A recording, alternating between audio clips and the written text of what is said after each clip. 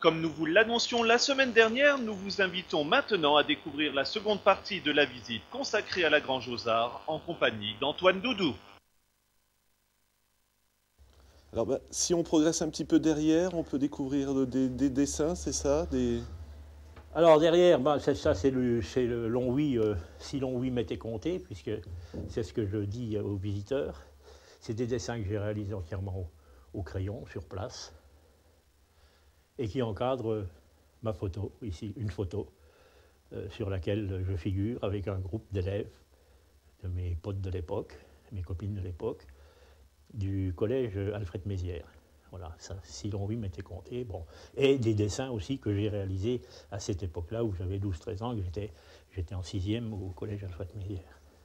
Donc Voilà. vous êtes un artiste, on va dire, multicarte, parce que dessin, tout à fait, sculpture... oui, tout à fait. Oui. Ouais. Il n'y a pas de... À la base de tout ça, c'est le dessin. Le dessin, c'est mon pain quotidien. Hein, je suis comme le trapéziste, hein, j'en fais tous les jours. Je m'entraîne tous les jours. Et puis avec l'école, avec mes élèves, je ne peux pas faire... je ne peux pas me montrer incapable de leur apprendre à dessiner si moi-même je ne suis pas un excellent dessinateur. Hein. Alors ici, on remonte. Vous voyez, la visite, elle se fait un petit peu sans ordre chronologique. Ouais. Hein. Bon. Ici, vous avez Longwy, hein, Longwy-Vauban, le colonel d'Arche, défenseur de la place.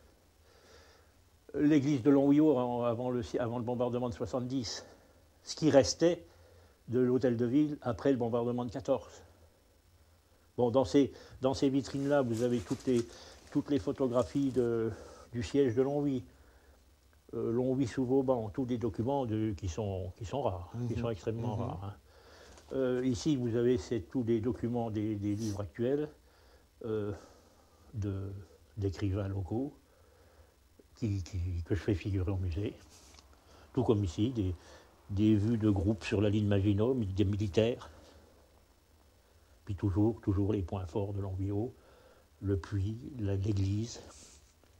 Et on retrouve aussi à nouveau mon passage, les travaux que j'ai réalisés, des titres de journaux que j'ai réalisés à l'époque des événements, Longwy Liberté. Vous voyez, alors là, c'est très vaste. Hein.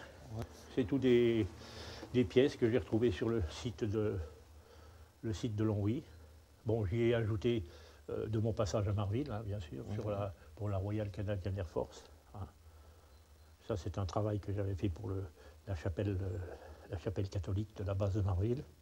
Ça, c'était le blason qui était sur la cheminée au mess des officiers. On va découvrir la grande pièce maintenant, comme je l'appelle moi. La grande pièce, c'est l'ancienne grange de cette ferme. Hein. C'est parce que Longwy, il y avait 3 fermes. C'est la seule restante qui a été entièrement détruite en 14 et qui a été reconstruite, qui était un peu plus près des remparts quand même, hein, qui a été reconstruite et qui est dans l'état que moi j'essaye maintenant de la restaurer. Hein. Ce qui impressionne un petit peu, même beaucoup les visiteurs, c'est la dimension de cette grange, de sa charpente, qui est en excellent état, et puis de la façon dont tous ces objets sont présentés. Ça, c'est quand même quelque chose qui est marquant. Alors, bien sûr, quand le groupe arrive ici, je leur explique le côté historique du bâtiment, hein, ses origines, ses malheurs, hein, comment j'ai récupéré ça. Et ensuite, je les laisse, c'est ma façon de faire, je les laisse se promener entièrement seuls. Et je les récupère après, je les regroupe, et je passe avec eux pour répondre à toutes leurs questions. Parce qu'il y a des personnes qui aiment bien être suivies dès l'entrée, mais il y en a d'autres qui veulent être un peu plus libres. Alors j'opère de cette façon-là, et je n'ai jamais eu aucune remarque, au contraire. Hein, tous ceux qui viennent ici souhaitent revenir, souhaitent me revoir. Et pour animer le musée, je n'ai pas voulu non plus qu'on vienne ici, chez moi, et qu'on en reparte la larme à l'œil. Donc, tous les ans, durant la saison d'ouverture de cet espace, sont accrochés aux cimaises, au mur, hein, une exposition d'artistes qui s'appelle Longwy Art d'été. Les artistes français, c'est une exposition transfrontalière, belge, luxembourgeois, allemand, hollandais. Hein, voilà. Donc, il y en a pour tous les goûts. Ce qu'on peut remarquer aussi, Monsieur Doudou, c'est qu'il y a une harmonie un petit peu entre tout. Il y a à la fois de l'art. Derrière vous, on voit des outils pour qui servent sans doute aux cultivateurs. On a parlé du passé industriel. Vous avez voulu vraiment parler vraiment de toute l'histoire de la région? Ah oui, oui, tout à fait. J'ai voulu que ce musée soit le reflet, la mémoire de Longwy, mais à différentes époques. Hein. Bon, différentes époques, on l'a vu là avec les remparts Vauban, hein, dans la première partie. Les remparts Vauban, l'historique, parce que la création de Longwy, bon, au départ, Longwy, c'était le vieux château. Hein. Autour se sont regroupés, comme c'était l'habitude, des maisons, certaines maisons, et ensuite c'est passé à Longwy-Bas, etc., etc. L'évolution de Longwy s'est faite comme ça, mais le point de départ, c'était le vieux château. Ensuite, ça a été la place forte de Longwy-Haut. Donc, vous avez, si vous voulez, j'ai des boulets du vieux château qui datent de 1648. Hein. Et puis ensuite, c'est passé la sidérurgie. C'est pour ça qu'autour de cet espace qui était une ferme, vous ne pouvez pas avoir des hectares de terre, puisque tout a été utilisé par la sidérurgie pour la construction de l'habitant, etc., de l'habitat, etc. Voilà. Ce qu'on peut voir aussi, moi je reviens vraiment sur votre exposition, c'est votre sentiment d'artiste qui a permis comme ça qu'on voit des sculptures, parce que vraiment tout est harmonieux finalement. Hein. Quand on se promène, si vous voulez, voilà justement marcher un petit peu comme ça, on découvre oui, à l'image que tout est bien mêlé, quoi. Moi, moi je me suis servi, si vous voulez, des dons que cette bonne fée qui s'est penchée sur mon berceau m'a doté. Hein. Et j'aurais pu certainement, si je ne m'étais pas occupé à d'autant de choses, si je ne m'étais pas occupé d'autant de choses appartenant à l'histoire du pays, j'aurais certainement produit artistiquement beaucoup plus. Quoique moi, les journées, c'est des journées minimum de 15 heures. Hein. Pas de vacances, rien. Mes dernières vacances datent de 1959. Hein. Je crois que là aussi, je pourrais avoir dans le musée un beau trophée à montrer donc aux visiteurs. Hein. Et puis donc après la partie historique, la partie agricole, donc ici, vous avez le terroir. Voilà. Vous avez le terroir, vous avez tout un tas de petits matériels que nos grands-mères, arrière-grands-mères se sont servis. Hein. Ça, c'est la partie outillage. Vous avez charrue, vous avez une lisseuse, vous avez... Ah, ça, c'est un cadeau que le marquis de Lamberty vient de me faire récemment. Hein, c'est ce qu'on appelle un vent, c'est pour trier le blé. Hein. Ça, c'est une pièce, elle est remarquable. Hein, il n'y a pas de date de portée dessus, mais elle est en excellent état par le plateau du dessous que je vais rénover, que je vais restaurer. Ça, c'est le dernier cadeau qui a été fait donc, au mois de juillet. Alors là, vous avez... ce qui est sur les socles, là, ce sont des pièces, ce sont de mes sculptures sur bois. Parce que vous l'avez demandé, vous m'avez dit tout à l'heure, oui. Mais vous faites un petit peu de tout. Oui, oui. Oui, je fais de la sculpture, de la peinture, du dessin, tout ce qui me permet de vivre heureux. C'est tout en courbe, c'est là aussi quelque chose que vous aimez exprimer, ou est-ce que vous pouvez changer de style complètement? Non, j'utilise beaucoup la courbe. Hein. Pourquoi? Parce qu'en dessin, la courbe, c'est quand même la plus difficile à faire. Hein. Et pourquoi je n'ai pas voulu, on me pose la question parfois de me dire, mais pourquoi vous faites vos sculptures de cette façon-là?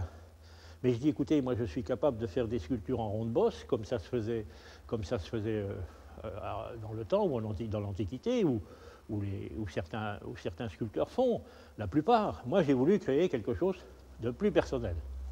Parce que ce qui a été fait, c'est fait. Il faut avancer. Voilà. C'est pour ça que je traite mes sculptures avec des formes tout à fait élégantes. Hein. Et c'est fait, la difficulté de cette technique-là, de ma façon de faire, c'est que toutes les pièces sont faites, c'est fait d'une seule pièce. Donc ça veut dire que vous ne pouvez pas vous permettre de vous tromper, quoi. Ah non, absolument pas. Je fais du découpage, ensuite je fais avec la toupie ou autre chose, je fais des différents plans, mais tout ça, à part le socle, tout est fait d'une seule pièce. Eh bien cette fois, donc, on est dans une nouvelle pièce que je vous laisse nous présenter, si vous voulez bien. Alors ici,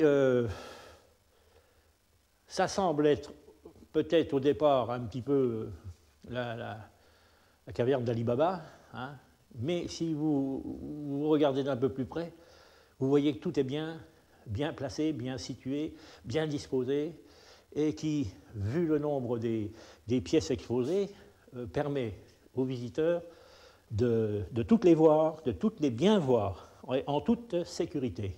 Sur cette mangeoire sont présentées la partie du milieu, la rangée du milieu. La plupart des pièces sont de ma réalisation. Vous reconnaîtrez d'ailleurs des pièces avec le thème sur la sidérurgie, le crassier, hein, ce qu'on a un peu vu, ce que vous avez vu tout à l'heure dans la première partie relative à la sidérurgie. Et les autres pièces, ce sont des pièces uniquement relatives aux armoiries des communes, des villes et des communes périphériques à Longwy. Moi, je me suis le musée, puisque je vous ai dit que c'était les différentes images de Longwy avec sa périphérie toute proche. Donc, j'ai là pratiquement toutes les armoiries. C'est la partie qui concerne la fabrication des faïences. Hein, il y a les faïences et les émaux. En partant de la boule de terre, de la terre qui est composée de kaolin, de silice, hein, et de talc. Ensuite le moule. Ensuite la pièce achevée, première cuisson qui s'appelle le biscuit. Le biscuit qui est décoré à la main, et qui ensuite la pièce est, si vous voulez, mise dans un bain d'émail transparent. Voilà, c'est ce qui vous donne, voilà la pièce terminée. Là voici, ça c'est une pièce de brillet. Donc, la faïence, il faut faire le dessin et on trempe dans un bain d'émail transparent et c'est cuit. Bon, ça, ce sont de mes pièces, hein, puisque je vous ai dit que je faisais de la céramique et de la faïence. Là, c'est une autre façon de faire. Ça, ce sont pour des pièces coulées. C'est-à-dire qu'on fait un moule, hein, un moule en plâtre qui est fait. Voilà, le fermé, voilà ce qu'il donne. On le remplit d'argile liquide qui s'appelle de la barbotine, c'est ceci. On démoule. On obtient, ici c'est un petit Bouddha, voilà, à l'état brut. Là, il sort de la pièce, du moule. Il n'est pas cuit, hein. On le cuit, il devient le biscuit. On le cuit à 1020 degrés. Voilà ce qu'il donne, hein. Là, maintenant, il ne risque plus rien. Mais avant de le cuire, on a ébarbé toutes ces coulures, là, tout ça, hein, on l'a poncé et tout. Et ensuite, on l'émaille. Voilà, à 750 degrés. Alors, vous en avez un Bouddha à droite, un Bouddha à gauche, parce que en réalité, ce sont des bougeoirs. Alors ça, ce sont pour les pièces coulées. Hein, ça, ce sont des pièces qui m'ont été... Une pièce qui m'a été donnée, qui a été cassée en au moins 15 morceaux. Là, elle a subi une première restauration. Il me reste maintenant à rattraper en émail à froid, parce que je ne peux plus recuire là maintenant, sinon ma pièce se recassera en émail à froid et on ne verra absolument rien. Ah, c'est une machine, et je vais mieux vous dire qu'elle pèse son poids, parce que nous étions à 6 pour la porter. C'est un don qui m'a été fait par les anciens propriétaires, les anciens directeurs de la Société des émaux de Longwy. C'est une pièce qui servait au départ, pour les décors que vous voyez sur les pièces, étaient réalisés sur des plaques comme ceci, des plaques en zinc ou en cuivre, gravées. Le dessin était gravé. Voilà. Et une fois qu'il était gravé, on imprimait cette plaque-là comme un caractère d'imprimerie sur ce papier transparent, et voilà le cylindre qui servait pour marquer, pour imprimer le papier. Ensuite, le papier, hein, je continue là-dessus si vous voulez, le papier est mis sur la pièce, sur le biscuit, mouillé, on décolle la partie, le support, il ne restera sur la pièce que le dessin à remplir. Et cette machine-là a été en activité jusque dans les années 80. Hein, donc c'est encore récent qu'on se servait d'une pièce qui apparemment est très rudimentaire, ouais, si vous voulez, pour faire des pièces telles que, aussi rutilantes que sont les pièces en émaux de Longwy. Hein. Donc, voilà l'explication comment on imprimait les trucs. Maintenant, la technique a changé, on se sert plutôt de la sérigraphie. C'est la seule, d'ailleurs, c'est la seule transformation, le seul moyen moderne qui est intervenu depuis la création des faïenceries. On imprimait avec ça, maintenant on imprime avec des châssis comme vous avez derrière vous là-haut. Ici, vous avez la partie consacrée aux émaux. Et pour bien expliquer le cheminement, j'ai la même pièce, hein, qui a été faite, donc réalisée, comme je vous ai dit, couler, le coulage, la première pièce, la première cuisson qui vous donne le biscuit. Ensuite, l'impression, vous voyez, l'impression de la troisième, d'après des papiers imprimés que je vous ai montrés, le remplissage, et après la cuisson à 750 degrés, voilà la pièce terminée. Alors ça, on comprend mieux le cheminement, les personnes, les visiteurs, comprennent mieux le cheminement, la marche du travail. Alors là aussi, j'ai beaucoup de pièces à moi, hein. Par exemple, toutes ces petites pièces-là sont de ma fabrication. Hein. Ça, voilà le fameux châssis dont je vous ai parlé tout à l'heure en sérigraphie. C'est un écran de soie sur lequel on imprime le dessin, hein, avec une colle sensibilisée. C'est-à-dire, avec une raclette. Je me permets de vous couper, colle sensibilisée, ça veut dire c'est une colle sensibilisée, et qui réagit au rayon, à la lumière noire, si vous voulez, en laboratoire. Hein. Alors, c'est-à-dire que votre dessin, il est posé dessus. Tout ce qui est posé dessus, le travail laboratoire va vous solidifier tout ce qui n'est pas protégé et va vous laisser en négatif le dessin. Après, avec une raclette, on passera l'encre ou ce qu'on appelle une encre, c'est une peinture, quoi, et elle va passer partout où le dessin n'a pas été resté sans être solidifié. Et là, vous avez ce châssis-là qui a servi à marquer la pièce qui a été offerte au président de la République, François Mitterrand, quand il est venu à Longwy. Ça, c'est la photographie, là. Alors au dos, vous avez bien sûr l'inscription qui encore apparaît là, la ville de Longwy reconnaissante, etc., etc. Voilà, nous vous remercions de nous avoir suivis. On se retrouve la semaine prochaine pour un nouveau sujet dans Regard sur le PIO.